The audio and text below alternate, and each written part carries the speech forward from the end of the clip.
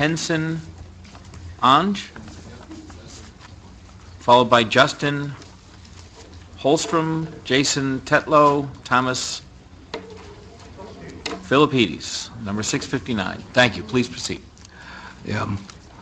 My name is Henson Ong. Forgive me, English is not my first language.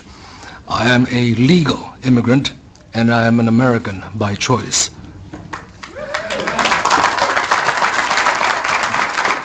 Thank you for giving me this opportunity to express my opinion and give my testimony in opposition to the majority of the proposed bills which do nothing to deter future crimes. Gun control does not work.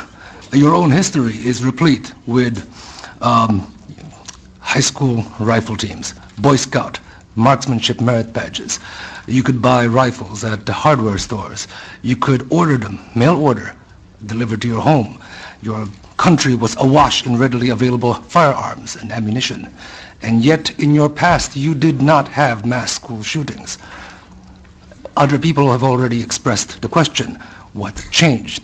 It was not that the availability of guns suddenly exploded or increased. It actually was decreased. What was changed was societal decay.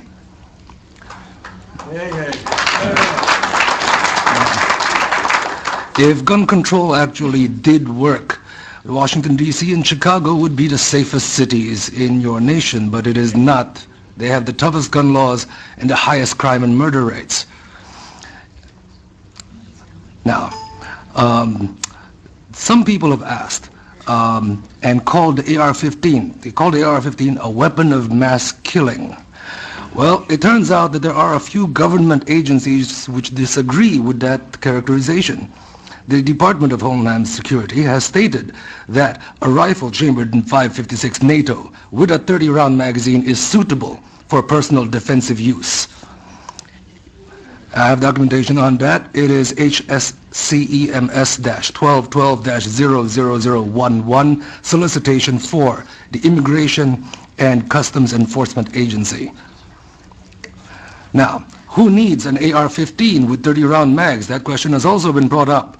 And I would like to put forward that had the Koreans in the LA riots not had AR-15s and AK-47s with 30-round magazines and Ruger 30s, their businesses would have been burned to the ground like all of the other businesses in their neighborhoods. Theirs stood because they stood their ground.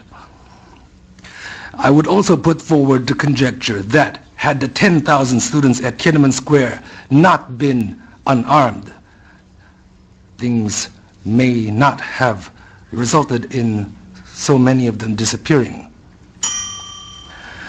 In your own laws, United States versus Miller, 309, U.S. 174, 1939, it was made clear that the type of firearms protected by the Second Amendment were those specifically useful and common for military use in defense of the state. I would like to note that the state is not the government. The state is the people. In Lewis, excuse me, Mr. Ong, if you would. In Lewis versus United States, 1980, it is stated that the Second Amendment guarantees no right to keep and bear a firearm that does not have some reasonable relationship to the preservation and efficiency of a well-regulated militia. It has nothing to do with hunting.